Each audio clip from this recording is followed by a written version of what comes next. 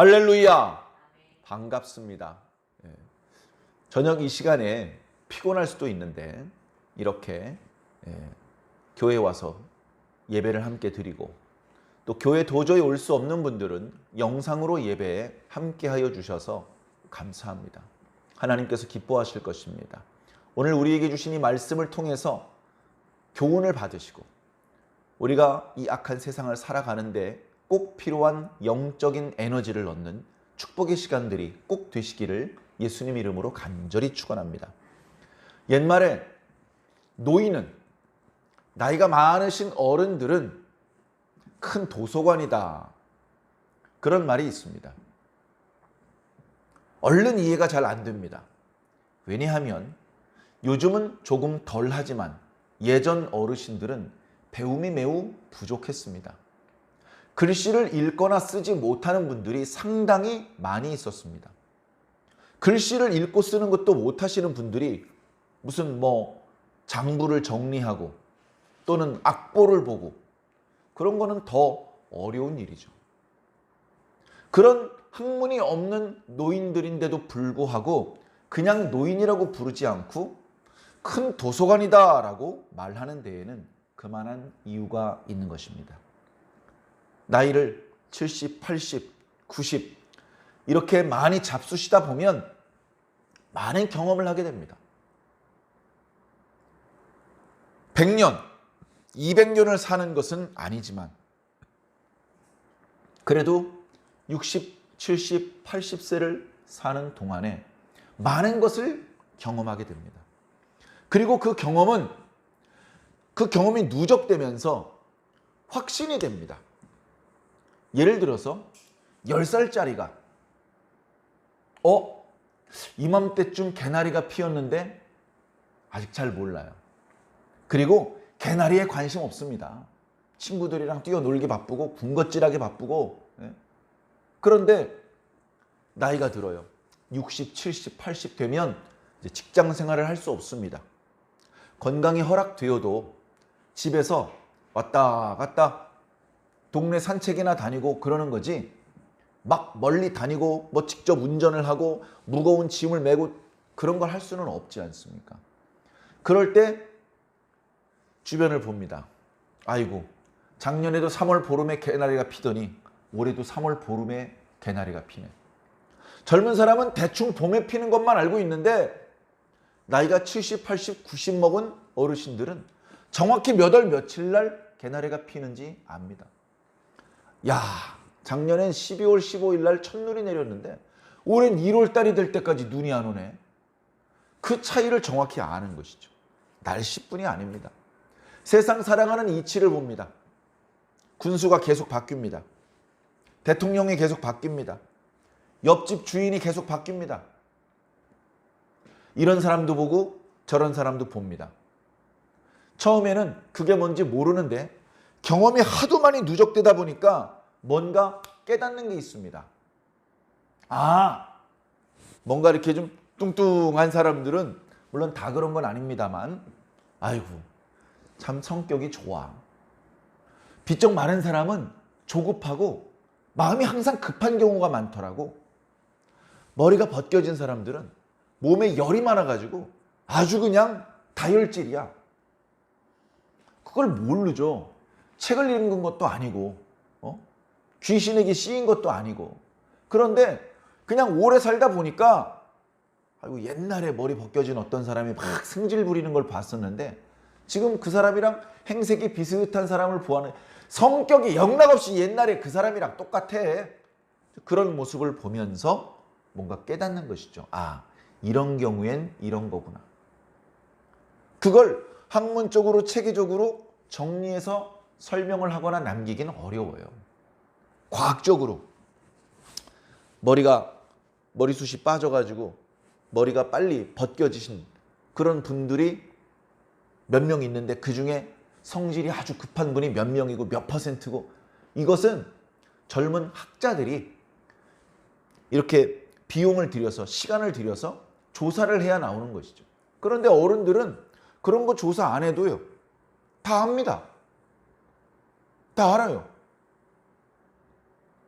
그리고 정말 재미있는 건 이 노인네가 깨달은 거하고 저 노인네가 깨달은 거하고 거의 똑같아요. 거의 똑같아. 저 할망구가 깨달은 거하고 이 할망구가 깨달은 거하고 똑같아. 뭔가 오래 살면서 깨달은 것이 있는 것이죠. 오래 살아도 물론 잘 깨닫지 못하는 경우도 있습니다.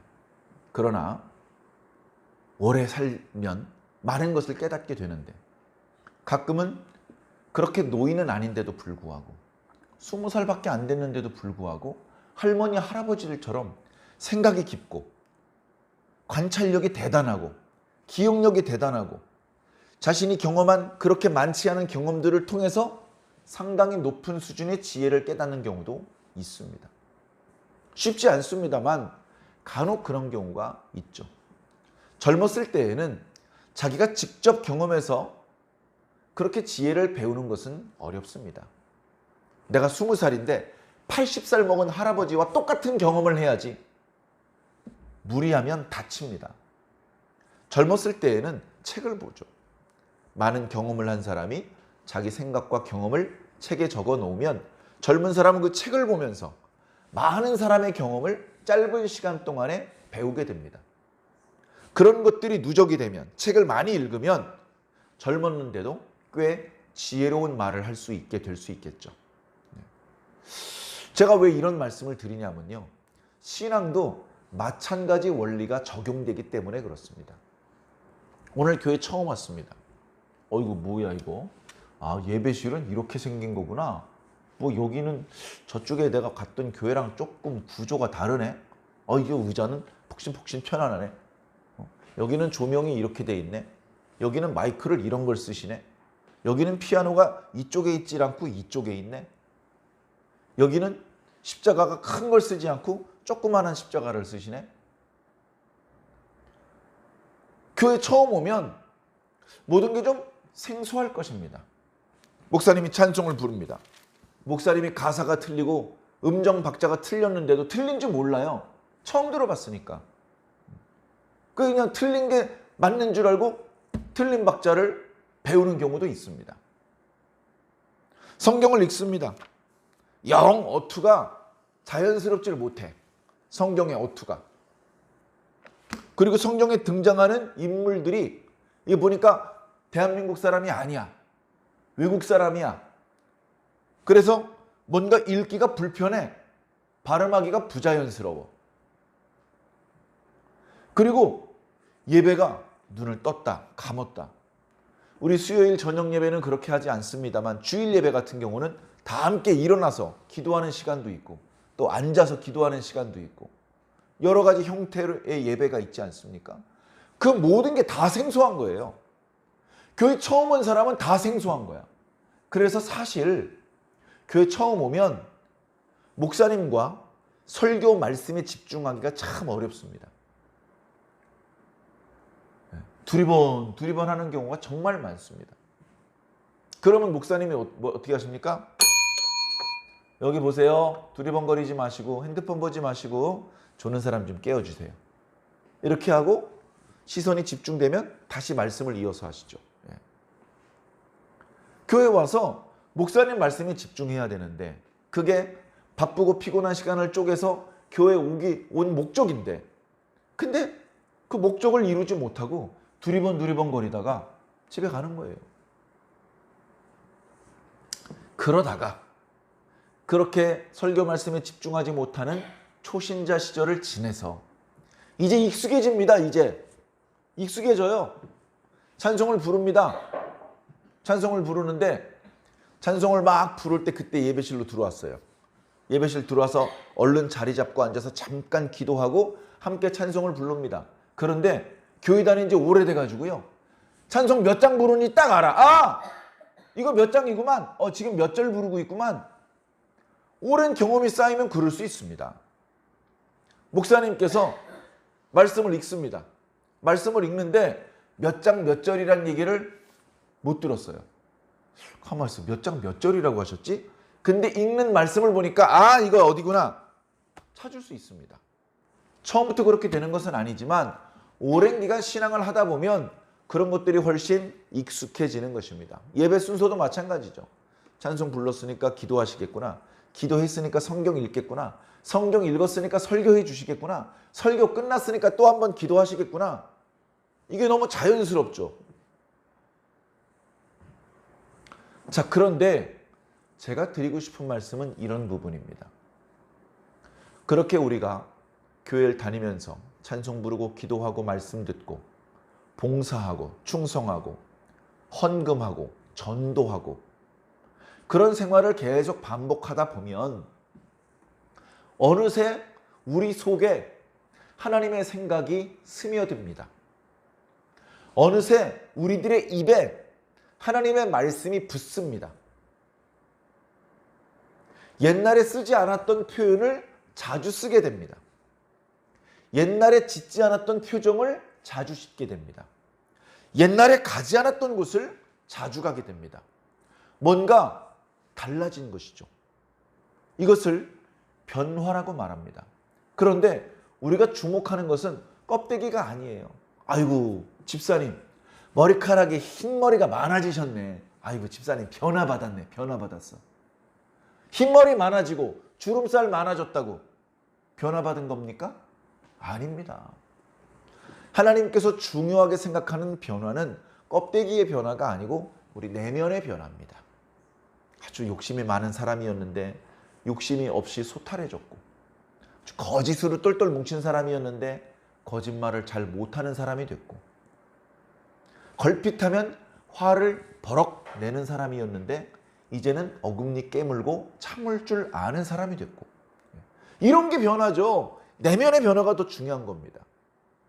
신앙을 하다 보면 성경에 화 좀 그만해 이 자식아 이렇게 기록된 부분은 없지만 신앙을 오래 하다 보면 화내는 빈도가 훨씬 줄어들게 되는 겁니다. 옛날에는 버럭맨이었습니다. 버럭맨. 버럭버럭 화를 내고 고함을 치고 소리소리를 질렀습니다. 젊었을 땐 욕도 좀 했습니다. 그러다가 신앙을 오래 하니까 누가 욕 좀 그만해라, 소리 좀 지르지 마라 라고 하지는 않았지만 저절로 자연스럽게 소리를 지르지 않게 됩니다.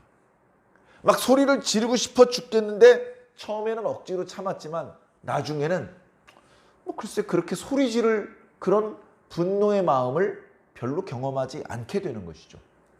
그 내면의 변화가 됐기 때문에 그런 겁니다. 내면의 변화가 중요합니다. 내면의 변화가 이루어져야 성공입니다. 맨날 잠바떼기 입고 다니다가 요즘에 양복 입고 다니네. 야, 너 넥타이도 맸냐? 그걸 가지고 변화받았다고 말할 수는 없습니다. 그걸 가지고 변화받았다고 말할 수 없습니다. 생각하는 게 달라지고 말하는 게 달라지고 행동하는 게 달라져야 됩니다.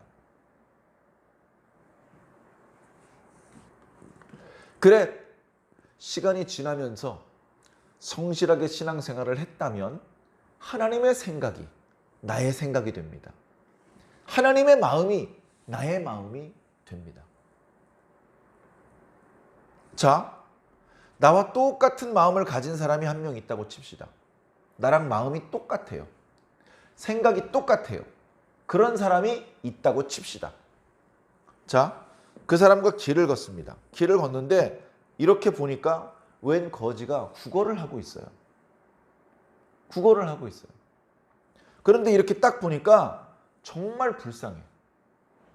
거지인 척 또는 장애가 있는 척 사람들을 속여가지고 국어를 하는 게 아니고 보니까 정말 거지야. 거기다가 정말 제대로 된 식사도 못한 피골이 상접한 그런 거지야. 그래서 순간적으로 아이고 불쌍해 이런 마음을 먹었어요. 제가 그 사람을 대하여서 불쌍하다 이런 마음을 먹었는데 내 옆에 나랑 똑같은 마음 똑같은 생각을 가지고 있는 사람이 옆에 있다면 그 사람도 똑같이 불쌍하 이렇게 생각을 하지 않겠습니까? 우리가 신앙을 정상적으로 건강하게 잘해서 성경 구절 몇 구절을 더 외우는 게 문제가 아니고 하나님의 마음을 가지게 된다면, 예수님의 심장을 가지게 된다면, 예수님께서 불쌍히 여기는 사람을 나도 불쌍히 여기게 되는 겁니다. 예수님께서 화를 내실 때 나도 화를 내게 되는 겁니다. 예수님하고 나하고 같은 심장을 가지고 있기 때문에 그렇습니다. 어떻게 보면 우리 신앙의 목표는 천국에 가는 것이지만, 다르게 표현하면 하나님, 예수님, 성령님과 같은 심장을 갖는 것입니다. 예수님이 가슴이 뚝딱 뚝딱 뚝딱 뛰고 있어요. 근데 내 심장은 뚝딱 뚝딱 이렇게 뛰고 있어요. 그러면 우리는 예수님을 닮은 게 아닙니다. 나는 나대로 내 삶을 사는 거고, 예수님은 예수님대로 예수님의 길을 가는 거예요. 남남입니다. 예수님께서 예수님의 나라에 갈 때 나는 거기 못 가는 거예요. 내가 얼마나 하나님을 닮았는지, 얼마나 예수님을 닮았는지 생각해 보시기 바랍니다. 여기서 닮았다는 것은 여러 번 강조하지만 껍데기를 말하는 게 아닙니다. 여러분, 껍데기로 예수님 닮을 수 있습니까? 예수님 본 적이 없잖아요. 목사님 못 보셨어요? 예수님을 그린 그림이 얼마나 많은데요. 거기 그려져 있는 그 그림이 진짜 예수님 얼굴인가? 그걸 그린 화가는 예수님 얼굴을 본 적이 있을까요? 우리 주변에 보는 모든 예수님의 얼굴들, 우리가 TV에서 보는 모든 예수님의 역할을 하는 사람의 그 얼굴, 진짜 예수님 얼굴이 아닙니다. 진짜 예수님의 얼굴이 아니에요. 상상으로 만들어 놓은 얼굴입니다. 여러분 잘 모르시겠지만 대부분의 예수님의 얼굴이요, 화가가 자기 얼굴을 거기다 그린대요. 화가가 자기 얼굴을 거기다 그린대요. 껍데기를 예수님을 닮는 건 불가능합니다. 예수님이 남자인데 여자 성도들은 틀렸네요. 껍데기가 닮는 게 아니라요, 마음과 생각이 닮는 거예요. 나는 과연 얼마나 예수님과 같은 생각을 하고 있나? 예수님은 저 죽어가는 영혼을 보면서 불쌍해가지고 잠도 못 자고 있는데 나는 잠만 잘 자. 예수님 안 닮은 거잖아요. 네? 예수님 안 닮은 거잖아요. 스스로 한번 생각해 보시기 바랍니다. 스스로. 네? 목사님이 와가지고 에이 집사님 아직 예수님 안 닮았네, 멀었네, 이렇게 해주길 기다리지 말고, 네? 그렇게 하면 기분 나쁘잖아요. 스스로 보라고. 스스로 내가 예수님을 얼마나 닮았나, 내 말투가 얼마나 예수님과 비슷한가, 내 행동거지가 얼마나 예수님과 비슷한가, 내 사고방식이 얼마나 예수님을 닮았는지 보라고요. 교회는 성도들의 생각이, 성도들의 사고방식이, 성도들의 마음이 작동되는 방식이 예수님과 비슷해지게, 아니 똑같아지게 만드는 것이 목적입니다. 우리의 신앙은 천국에 가는 것이 목적이지만, 다르게 표현한다면 예수님을 꼭 닮는 것이 목적입니다. 예수님을 닮아야 됩니다. 자, 몇 장 몇 절에 그 말씀이 있는지는 잘 몰라요. 우리는 학자가 아니잖아요. 학자라고 하면서 그 말씀이 어디 있는지 모른다고 하면 좀 부끄러운 일일 겁니다. 그러나 우리 평신도들은 그 내용이 어느 책에 있는지, 그 표현이 어느 구절에 있는지 정확히 몰라도 돼요. 목사인 저도 모르는 구절 많습니다. 저도 계속 배우고 있습니다. 자, 그런데 오랫동안 신앙을 하면서 예수님께서 생각하는 방식으로 나도 생각하게 되고, 예수님께서 느끼시는 방식으로 나도 느끼게 되었어요. 그 구절이 어디 있는지는 모르지만 내 생각과 내 마음은 예수님을 많이 닮았어요.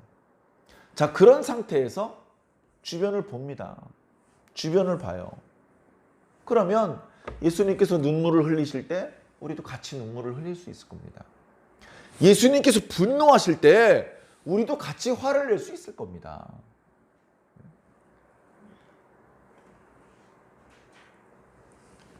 예수님께서 그런 말씀하셨죠. 이 세대를 무엇에 비유할꼬?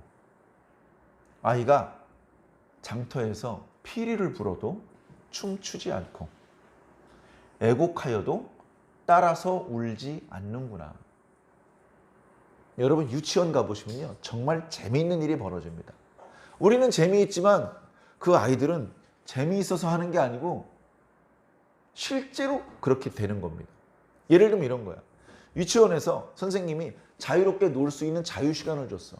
그래서 막 뛰어가가지고 서로 자기가 가지고 싶은 장난감을 가지고 놉니다. 인형을 가지고 놀고 자동차를 가지고 놀고 막 놉니다. 그런데 하다가 저쪽 구탱이에서 한 녀석이 무슨 문제가 있는지 울어요. 4살, 5살짜리가 울어요. 울면요, 그 울음소리가 아이들이 놀고 있는 방 안에 퍼지겠죠? 그러면 정말로 신기하게 울고 있던 아이 바로 옆에 있는 아이부터 따라서 옵니다. 야, 너 왜 울어? 몰라, 그냥 우는 거야. 옆에서 우니까. 그 2명이 울죠? 그 옆에 있는 녀석 반드시 웁니다. 그래서 불과 1분이 안 돼서요, 그 방에 있는 어린이들이 다 울어요. 다 울어. 처음에 운 녀석이 뭘 하다가 저 위쪽에서 장난감이 하나 떨어졌는데 머리통을 때렸어요. 그래서 아파서 운 거예요. 얘는 울은 이유가 있어. 근데 걔는 아파서 울었는데 그 옆에 있는 애는 그냥 걔가 우니까 우는 거야. 어린이들은 그런 거예요. 한 명이 울면 다 따라서 웁니다. 한 명이 피리 불면요, 다 춤추는 거예요. 다 춤추는 거예요. 어른들 나와서 춤 좀 춰보세요. 나와서 노래 좀 해보세요. 앞으로 나오게 시킬까봐 그게 무서워서 교회 안 나오는 성도도 있대요. 그래서 언젠가부터 교회에서요, 앞에 나와서 뭐 해보라고 안 해요. 잘. 근데 어린이들은 어때요? 서로 나오겠다는 거예요. 서로. 선생님 저도 노래 한번 불러볼래요. 선생님 저도 앞에서 춤 한번 춰볼래요. 초등학교만 가도 앞에 안 나와. 근데 유치원에서는 그렇게 돼요. 유치원에서.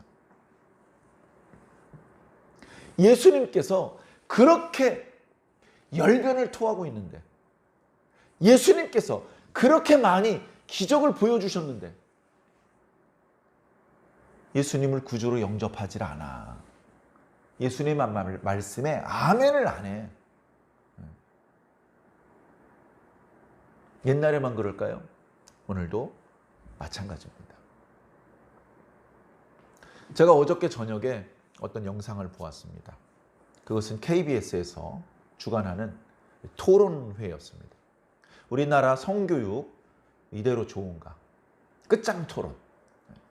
그래서 성교육이 지금 현재 어떤 문제가 있는지, 어떤 성교육을 하면 안 되는지, 어떤 성교육을 해야 되는지 생각이 아주 달라요. 한쪽에서는 야, 이제 자유롭게 성관계 하는 시대가 됐어. 시대가 바뀌었어. 이제 중고등학생들도 자유로운 성관계를 할 수 있는데, 그런데 임신이 되면 안 되니까 피임하는 방법을 학교에서 가르쳐줘야 돼요. 그리고 뭔가 상대방과 합의가 되지 않은 상태에서 강제로 하는 것은 범죄 행위니까 합의를 전제로 할 수 있도록 지도해 줘야 돼요. 그리고 그런 걸 할 때에는 사람들 눈에 띄는 곳에서 하면 안 되고, 뭐 이제 이런 걸 학교에서 가르쳐 줘야 된다. 임신을 피할 수 있는 성관계를 할 수 있도록 학교에서 가르쳐 줘야 된다. 이렇게 생각하는 그런 방향의 성교육이 있고, 또 다른 쪽에서는 얘들아, 통계를 보니까 청소년기에 성관계를 하는 청소년들은 더 깊은 우울증에 빠지는 경우가 많고, 성병에 걸리는 경우가 많고, 이혼을 하게 되는 경우가 더 많고, 여러 가지 질병에 걸리는 경우가 더 많다. 그런 통계가 있는데 얘들아, 너희들이 충분히 할 수 있는 것은 알지만 우리가 충분히 성인이 될 때까지 절제하는 게 어떻겠니? 청소년기는 성관계를 하는 시기가 아니고, 너희들이 이 시기에 해야 될 일들이 있어. 예를 들면 공부하는 것이고, 예를 들면 운동하는 것이고, 예를 들면 너희들이 전인격적으로 더 성숙하고 성장하는 게 이 시기에 해야 될 일이야. 그것을 이제 가르쳐야 된다고 하는 성교육의 흐름이 있습니다. 이 둘 사이에 의견 차이가 정말로 심각합니다. 저는 그 영상을 보면서 속으로 그런 생각을 했습니다. 기독교적인 성교육은 바라지도 않아요. 기독교적인 성교육은 교회에서 하겠습니다. 관련해서 많은 목사님들이 기도하고 있고 많은 전문가들이 관련된 자료를 준비하고 있습니다. 관련된 영상을 제작하고 있습니다. 이미 좋은 자료가 충분히 있습니다. 그런 기독교적인 성교육을 학교에서 할 것을 기대하지는 않습니다. 저는 어떤 기대를 가지고 있냐 하면 최소한 과학적인 팩트에 기반한 교육을 했으면 좋겠다. 여러분, 이렇게 하는 게 좋지 않겠습니까? 왠지 이렇게 하는 게 좋을 것 같은데요? 그런 의도에서 그런 내용의 성교육을 한다고 하면 받아들일 수가 없습니다. 이미 데이터가 나와 있어요. 이런 방향으로 성교육을 했을 때 어떤 결과가 나타나는지, 이런 방향으로 성교육을 했을 때 어떤 결과가 나타나는지 이미 결과가 있어요. 우리 선택을 할 수 있어요. 그럼 어떻게 해야 됩니까? 더 좋은 결과를 불러올 수 있는 방법을 선택하면 되는 거예요. 더 좋은 결과를 불러올 수 있는 방법. 유네스코에서 추천하는 방식이니까 우리는 무조건 따라야 된다. 저는 동의할 수 없습니다. 선진국, 독일, 영국, 프랑스, 미국에서 사용하는 방법이니까 우리도 그대로 따라해야 된다. 말도 안 되는 소리죠. 우리는 우리의 방식이 필요합니다. 그리고 그렇게 최신의 방법으로 성교육을 하는 나라들이 있기 때문에 우리는 그들이 과거의 방법으로 성교육을 할 때와 바뀐 방법으로 성교육을 했을 때 어떤 결과가 나타나는지 우리 결과로 보아서 알 수 있습니다. 예를 들면 어떤 나라는 방식을 바꾸어서 요즘 우리가 쓰는 표현으로 포괄적 성교육을 했을 경우에 매우 많은 청소년들이 병원에 가서 여학생들의 경우 가슴을 절제하는 수술을 합니다. 매우 많은 학생들이 성을 전환하는 수술을 시도합니다. 과거의 성교육의 방식으로 할 때에는 그런 일이 일어나지 않았는데 바뀐 방식으로 성교육을 하니까 그런 일들이 많이 일어났어요. 청소년들이 임신을 하는 경우가 많아졌습니다. 우리나라뿐 아니라 전 세계적으로 청소년들이 임신을 하면 85%가 낙태를 선택을 합니다. 정상적인 출산이 불가능하죠. 낙태를 하면 모든 것이 없어지는 겁니까? 임신했던 기억도 없어지고 몸도 처녀 때의 몸으로 돌아가는 겁니까? 거짓말입니다. 낙태는요, 총에 맞은 것처럼 평생 여자의 몸에 엄청난 상처를 줍니다. 관련된 부작용이 얼마나 심각한지 다 숨기고 있어요. 그리고 낙태할 수 있도록 법을 바꿔달라고 주장하고 있습니다. 낙태가 얼마나 위험하고 얼마나 잘못된 선택인지 다 숨기고 있어요. 그래서 저는 종교적인 그런 이유를 들이대지 않더라도 최소한 과학적으로, 최소한 의학적으로 이미 결론이 나 있는 더 좋은 결과를 선택할 수 있는 방법이 채택되었으면 좋겠습니다. 그게 어렵지 않거든요. 상식이란 말이에요, 상식. 상식이란 말이에요. 무엇이 상식인지, 무엇이 상식인지 그걸 굳이 설명한다는 것이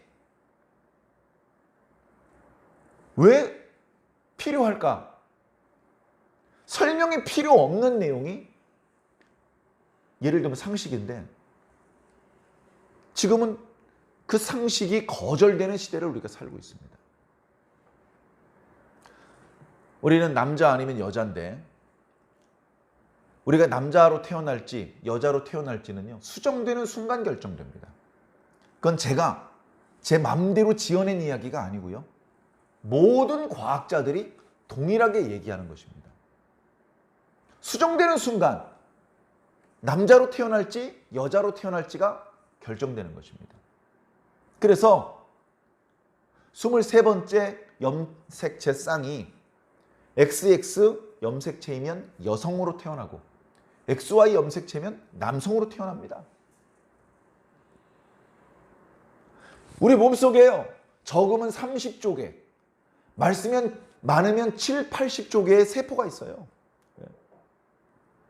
모든 세포 속에는 염색체가 있고요, 그 염색체의 23번째 염색체 쌍은 남자는 XY, 여자는 XX입니다. 저의 경우 제 몸속에 XY 염색체가 30조 개가 넘게 있어요. 그런데 아침에 일어나서 하늘을 보고서 난 오늘 왠지 기분이 여자인 것 같아 라고 말하면 갑자기 여자가 되고, 그렇게 말하기만 하면 군대를 안 가도 되고, 그렇게 말하기만 하면 여성 전용 화장실, 여성 전용 목욕탕 가도 되고, 그렇게 말을 하면 여자들만 출전할 수 있는 스포츠 대회에 출전해서 금메달을 따도 되고, 그렇게 말하기만 하면 여자들만 먹는 약을 처방받아서 먹을 수도 있다. 말이 안 되는 것이잖아요. 온몸의 염색체는 XY 염색체를 가지고 있는데 여자들을 위해서 처방된 약을 먹으면 도움이 되겠습니까? 여자들끼리 출전하는 대회에 XY 염색체를 가진 사람이 뛰어들어가지고 나도 사실은 여자거든? 그러면서 공정하게 운영돼야 될 그 스포츠 경기를 혼탁하게 만들면 되겠습니까? 자, 이건 상식이거든요. 남잔지 여잔지 왜 네가 결정해? 그것은 지금 네 마음대로 결정할 수 있는 게 아니고 네가 수정될 때 결정된 거야. 너 남잔지 여잔지 잘 몰라? 내가 가르쳐 줄게. 해가지고 머리카락을 뽑든지 혈액을 채취해서 그걸로 검사를 하면 XY 염색체가 있으면 남자고요, XX 염색체가 있으면 여자입니다. 이게 상식입니다. 이게 과학입니다. 그런데 과학과 상식을 말하면 차별하는 사람, 상대방을 혐오하는 아주 되먹지 못한 사람이라고 지금 말을 하는 시대를 우리가 살고 있습니다. 그런 몰상식한 생각을 바탕으로 법이 만들어지고 있습니다. 그런 잘못된 생각을 기반으로 학교에서 성교육이 진행되고 있습니다. 너무나 안타깝죠. 야, 이걸 우리가 그렇게 하지 말고 상식적으로 해 라고 말을 할 필요가 없는 일인데 워낙 잘못된 생각을 가지고 있는 사람이 많아지고 있기 때문에, 거짓을 믿는 사람이 더 많아지고 있기 때문에 진리를 믿고 있는 사람이 목소리를 낼 수밖에 없습니다. 얘들아, 너희들은 거짓을 믿고 있는 거야. 속지 마. 자, 이렇게 말을 하면요, 목사님도 너무 편협한 생각을 가지고 계시군요. 이렇게 얘기할 게 틀림없습니다. 진심에서 우러나오고 뭐고 듣지 않습니다. 악한 세대예요, 악한 세대. 자, 제가 만약에 신앙적인 어떤 가치관도 정립되어 있지 않고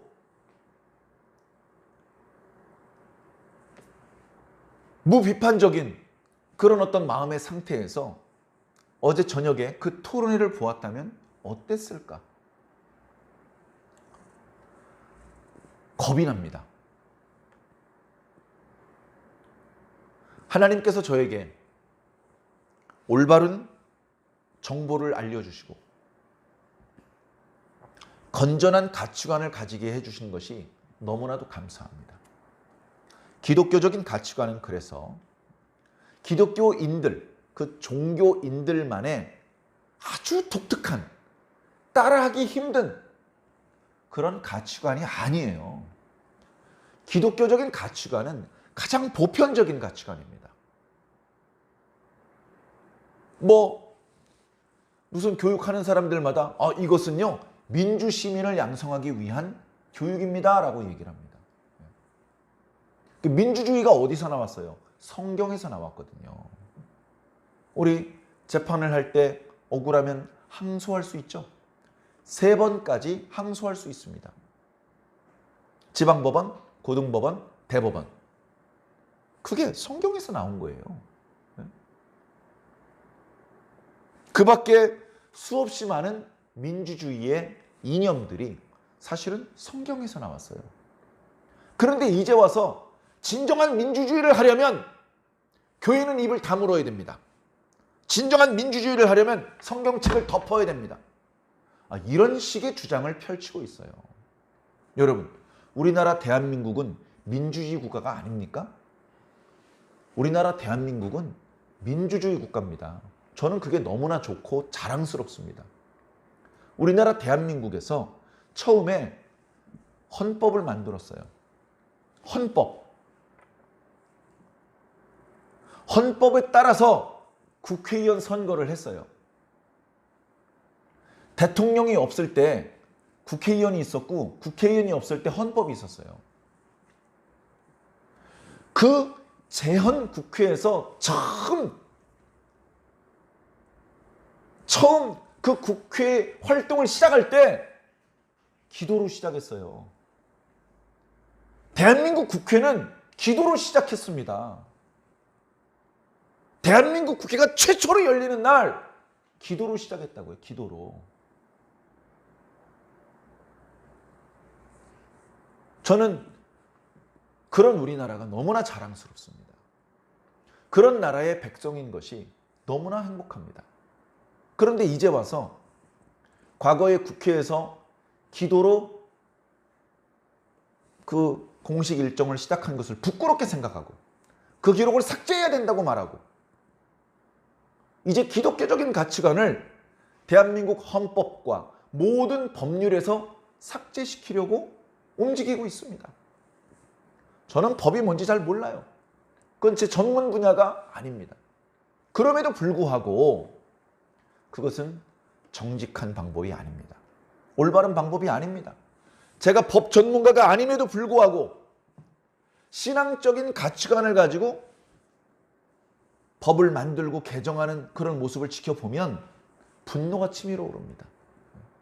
제가 의학 전문가가 아니지만 학교에서 성교육을 이렇게 저렇게 한다는 얘기를 들어보면 아이고 말도 안 되는 소리 하고 있네.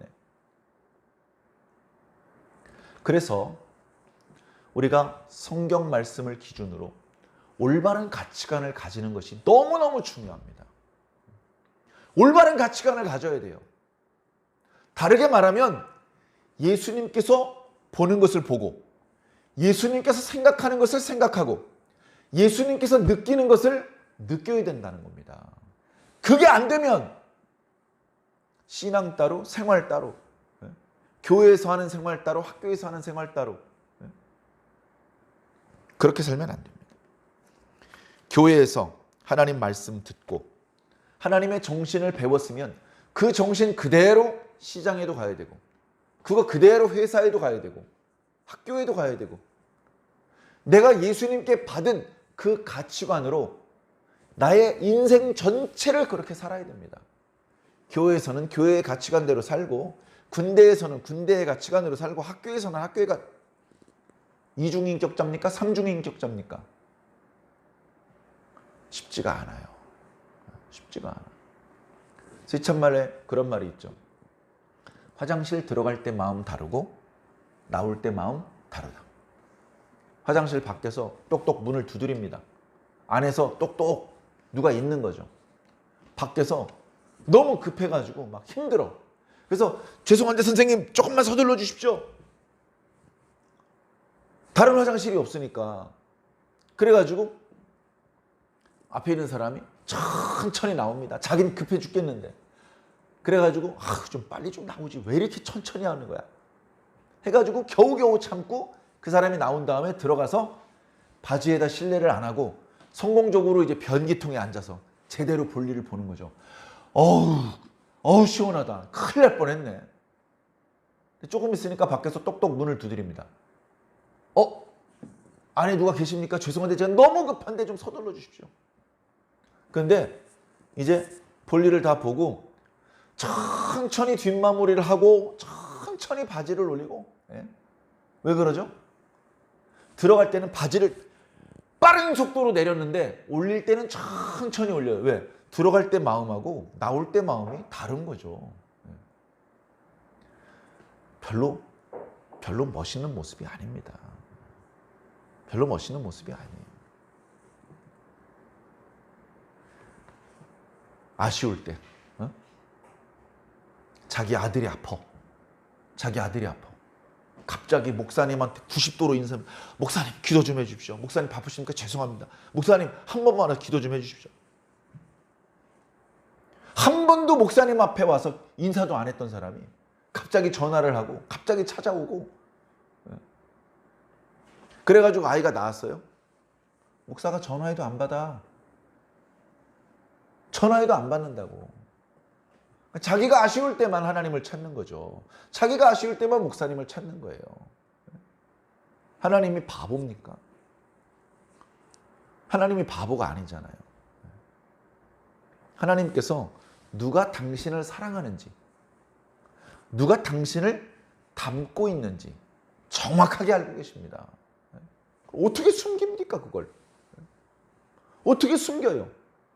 헌금을 얼마 이상 헌금한 사람이 천국 가는 게 아니고 예수님을 꼭 닮은 사람이 천국 간다니까요. 말투도 예수님처럼, 생각하는 것도 예수님처럼, 마음에 느끼는 것도 예수님처럼 예수님을 꼭 닮은 사람이 천국 가는 거예요. 저희 집에는요, 저를 닮은 아이들이 저희 집에 들어옵니다. 하나님 집에는요, 하나님을 닮은 사람이 들어가는 거예요. 당연하죠. 사랑하는 성도 여러분, 각자 자신이 얼마나 하나님을 닮았는지 돌이켜보시고 하나님을 닮으려면 어떻게 해야 되는지, 성경에 예수님은 어떤 식으로 말씀하셨고 어떤 식으로 생각하셨는지 말씀을 통해서 자세히 살펴보시기를 부탁을 드립니다. 예수님 닮기 위해서 노력해야 됩니다. 우리가 좋아하는 연예인이 있어요. 내가 좋아하는 가수가 있어요. 그러면 그 가수랑 똑같은 목소리를 낼 때까지 연습을 합니다. 그래서 TV에 보면 모창, 가수하고 똑같은 목소리로 노래하는 그런 어떤 예능 프로그램이 있지 않습니까? 어떻게 그럴 수가 있어요? 그 가수의 음반을 계속 반복해서 듣고 계속 따라서 부른 겁니다. 그래서 제3자가 들어보면 누가 진짜 가수인지 알 수가 없어요. 너무 똑같으니까. 똑같으면, 너무너무 사랑하면 그렇게 닮아가는 거예요. 너무너무 사랑하면.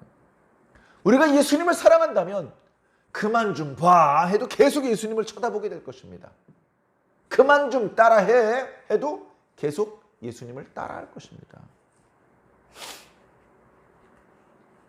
자, 오늘 사무엘하 14장 말씀 읽었는데 본문 말씀은 길게 설명드리지 못할 것 같습니다.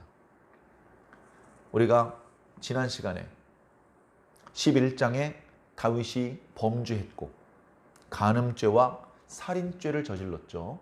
12장에 선지자 나단을 보내서 하나님께서 다윗의 죄를 드러내셨고 다윗이 그만 하나님 앞에 무릎을 꿇고 회개하는, 그러나 그 회개 덕분에 다윗이 죽어야 되는데 죽지 않았지만 결국 그 죄에 대해서는 벌을 받을 수밖에 없다는 그런 말씀을 드렸습니다. 그리고 13장에 다윗이 저질렀던 범죄와 똑같은 범죄가 다윗의 집안에서 벌어졌으니 첫째 아들 암논이 자기 이복 동생 다말을 강제로 간음을 하는 그런 사건이 벌어졌습니다. 그때 다윗은 공의롭게 일을 처리하지 못했습니다.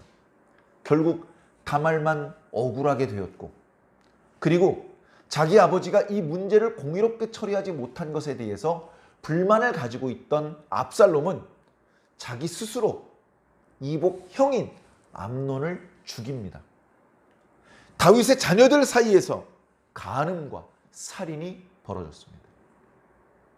압살롬은 살인을 저질러 놓고 멀리 외할아버지 댁으로 도망가 버렸습니다. 시간이 지났습니다. 암논은 이미 죽었고 압살롬이 보고 싶은데 압살롬이 멀리 떠나서 볼 수가 없습니다. 그래 우리가 지난주 묵상했던 말씀 맨 마지막 구절을 보면 다윗 왕의 마음이 압살롬을 향하여 간절하니 암논은 이미 죽었으므로 왕이 위로를 받았습니다. 암논이 죽었기 때문에 이제 사실상 왕위 서열 1순위가 압살롬입니다. 그리고 너무나 당연한 이야기지만 아버지가 아들을 사랑하죠. 너무나 보고 싶죠. 그러나 자기 또 다른 아들 암논을 죽인 채 도망간 상황이기 때문에 자기 말로 압살롬을 데려오라고 할 수는 없었습니다.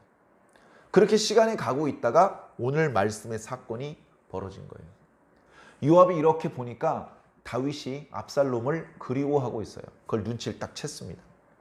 이 요압은 전에 아브넬을 죽인 사건 때문에 다윗하고 관계가 좀 멀어졌어요.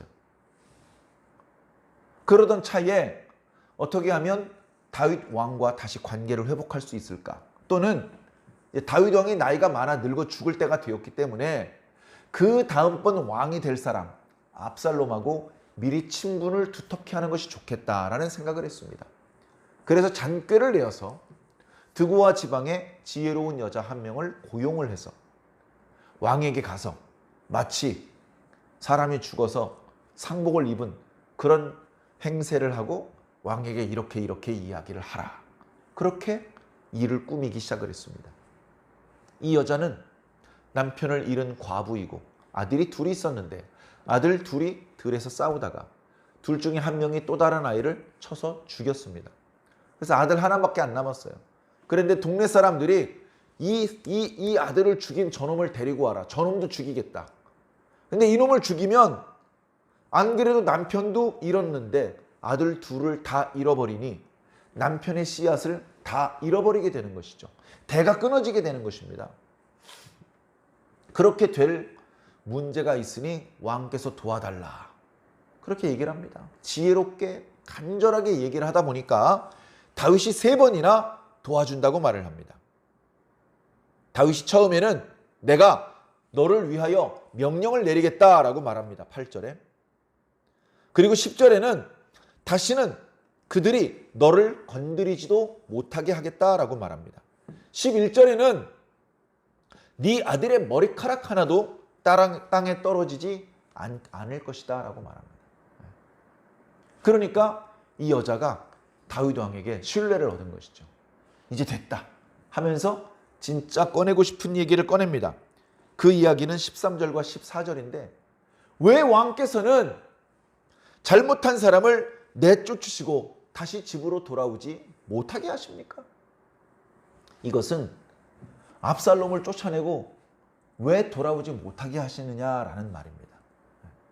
이 이야기를 하면 왕이 압살롬을 떠올리겠지라고 말하는 겁니다. 그렇게 말해놓고서 15절부터는 다시 자기 두 아들이 한 명은 죽었고 그 이야기로 돌아가는 거예요. 슬그머니 틱 던졌다가 빠지는 것이죠. 다윗이 영민한 사람이었기 때문에 물어봅니다. 여인이여, 내가 묻는 말에 거짓 없이 대답을 해야 된다. 예, 말씀하십시오. 요압이 시켰지? 깜짝 놀랐습니다. 예, 왕이시여, 숨김없이 말씀드리겠습니다. 요압이 시켰습니다. 역시 왕은 속일 수가 없군요. 왕은 속일 수가 없군요.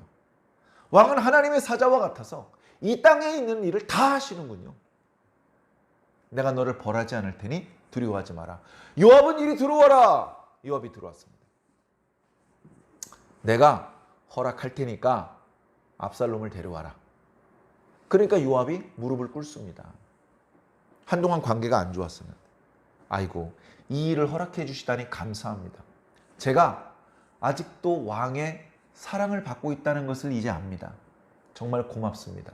그리고선 가서 압살롬을 데리고 옵니다. 자, 그렇게 해서 왕과의 관계도 조금 풀고 그리고 차기 대권 주자인 압살롬과의 관계도 돈독하게 합니다. 근데 이제 문제가 뭐냐면 압살롬이 자기 집에만 있게 하고 내 앞에 나타나지 못하게 하라 그렇게 말한 거예요. 다윗이. 그러니까 압살롬이 자기 집으로는 왔지만 왕을 만나지 못했기 때문에 예전처럼 왕자로 활동할 수가 없는 겁니다.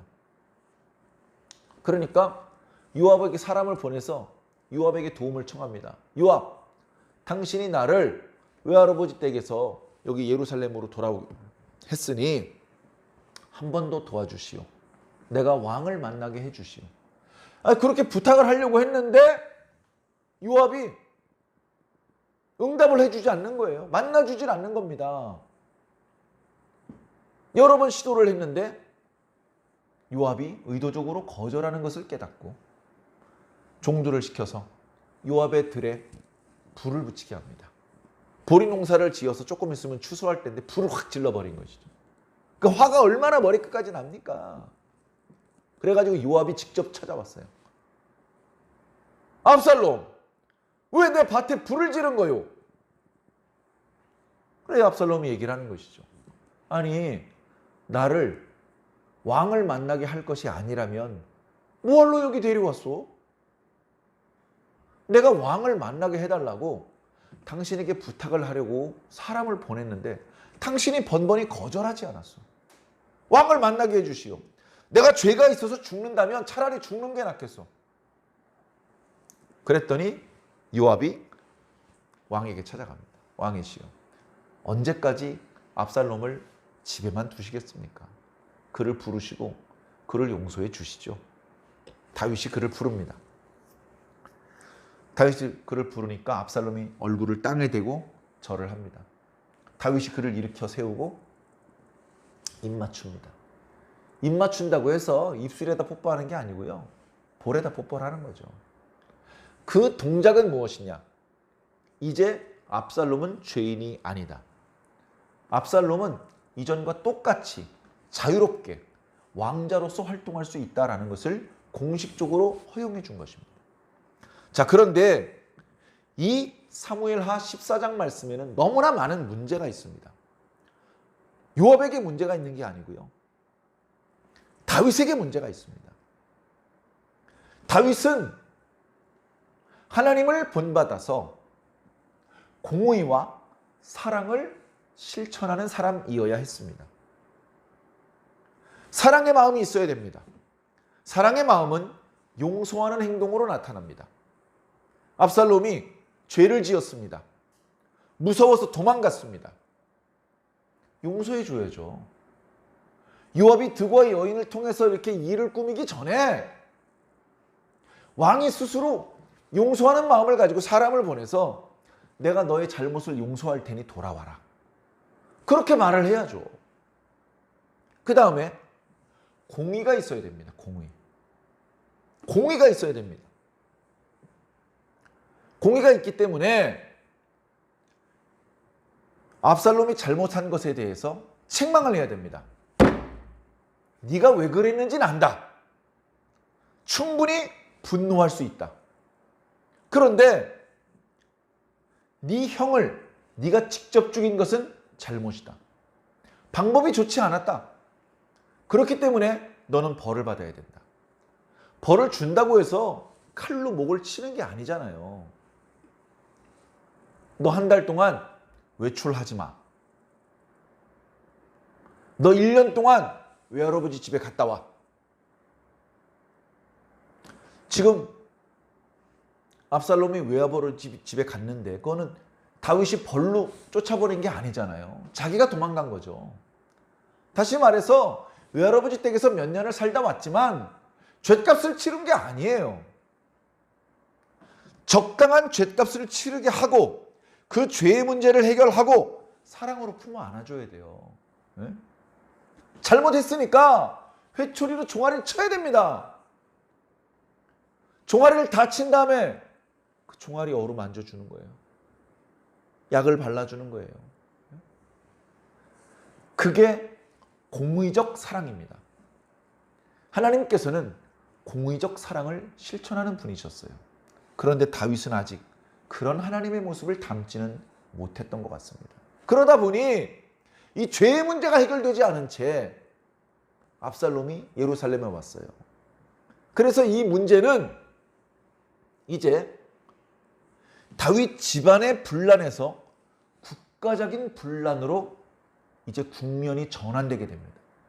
그 자세한 이야기는 다음 주에 묵상하게 될 15장에 나타나는데요.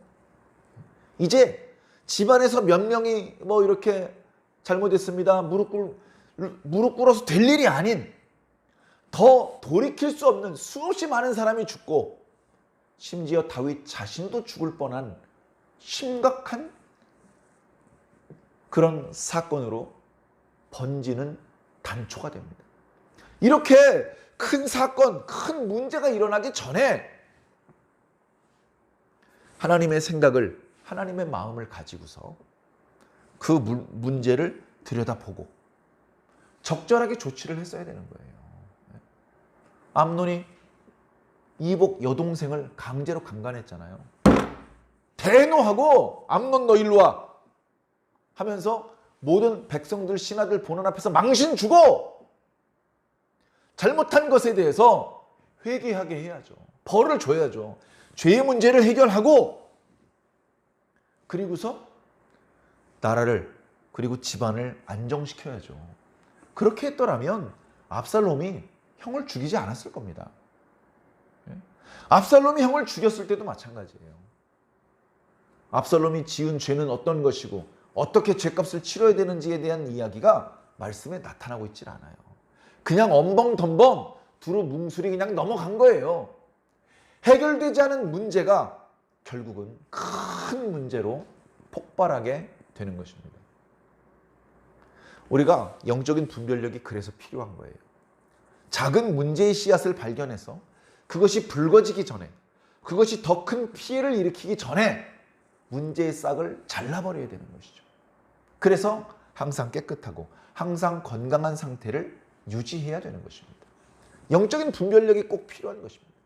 사랑하는 성도 여러분, 우리가 교회에 와서 예배드리고 신앙할 때뿐 아니라 교회 밖에서 우리의 일상을 사는 모든 시간 속에서도 우리는 하나님의 가치관, 성경적인 가치관으로 세상을 바라보고 바르게 분별할 수 있어야 됩니다. 세상이 잘 분별하지 못해서 엉뚱한 길로 가려고 하면 책망할 수 있어야 됩니다. 여봐라! 그렇게 하면 안 돼! 준엄하게 꾸짖을 수 있는 권위가 있어야 됩니다. 사랑하는 성도 여러분, 우리 교회가 교세는 좀 작은지 모르겠습니다만 영적인 권위는 절대 작지 않습니다. 영적인 권위는 목사가 만드는 게 아니고 성도들의 숫자나 돈의 크기로 만드는 것이 아니고 하나님께서 위로부터 주시는 것이기 때문에 그렇습니다. 그 권위를 가지고 저도 강단에서 담대하게 선포하는 것입니다. 사랑하는 성도 여러분, 이 말씀을 붙잡고 담대하시기 바랍니다.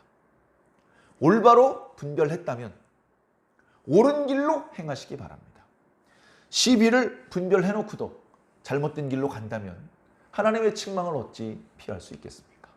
사랑하는 성도 여러분, 하나님 안에서 부끄럽지 않은 신앙인으로 승리하시고 이 땅에 있는 동안에 많은 사람들을 옳은 대로 돌아오게 할 수 있는 신호등, 표지판과 같은 역할을 하며 사시기를 예수님 이름으로 간절히 축원합니다.